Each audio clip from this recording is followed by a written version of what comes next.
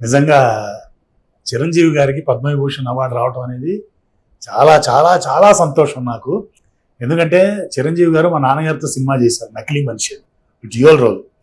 అందులో ఒక బైక్ ఉంటుంది. ఆ రోజుల్లో రాజ్దూత్ అనే బైకు కొత్త మోడల్ వస్తే మా నాన్నగారు నా ఫ్రెండ్ దగ్గర ఉంటే ఆ బైక్ వాడదాం రా చిరంజీవి గారికి అని చెప్తే నేను ఆ బైక్ తీసుకొచ్చాను. సో ఆ బైక్ని తీసుకొని నేను వడపల్లి నుంచి పోరూరులో జరుగుతుంది షూటింగ్. చిరంజీవి గారు నా వెనకాల కూర్చొని ఆ బైక్ నడుపుకుంటూ ఆ స్పాట్కి వెళ్ళి ఆ బైక్ ఆయన నడిపారనమాట. అప్పుడు ఆయన ఉన్న ఇంట్రెస్ట్ కొద్ది కొన్ని టిప్స్ ఏదో ఇలా అయితే బాగుంటుందా, బైక్ ఇలా నడిపితే బాగుంటుందా, అలా నడిపితే బాగుంటుందా అని కూడా నన్ను అడుగుతూ వెళ్ళేవారు ఆ రోజుల్లో.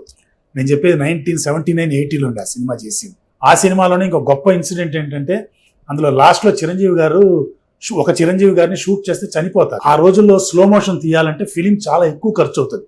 ఎందుకంటే స్లో మోషన్ తీసేటప్పుడు రీల్ ఫాస్ట్గా నడిచిపోతుంది. ఎందుకంటే రెగ్యులర్గా 24 ఫ్రేమ్స్లో నడిచే స్పీడ్కి స్లో మోషన్ అనగానే 96-120 ఫ్రేమ్స్ అంటే సెకండ్కి 96 ఫ్రేమ్స్ అనమాట. సో ఒక 400 అడుగుల ఫిలిము జర్రని వెళ్ళిపోతే ఒక 10 సెకండ్లో 20 సెకండ్ షాట్ వస్తుంది అనమాట. అయితే చిరంజీవి గారు వచ్చి మా నాన్నగారి దగ్గర ప్రొడ్యూసర్ గారి దగ్గర అడిగారట, సార్ అది స్లో మోషన్లో తీయండి సార్, ఆ ఫిలింకి ఏదైనా ఖర్చు అయితే నా రెమ్యునరేషన్లో తీసేసుకోండి సార్ అని. ఎంత ఇంట్రెస్ట్ చేశారు.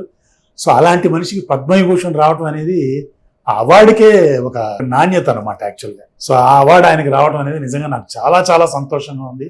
నేను ఈ ఛానల్ ద్వారా సార్కి మనస్ఫూర్తిగా అభినందనలు తెలియజేసుకుంటున్నాను. చాలా సంతోషం సార్. కంగ్రాచులేషన్స్.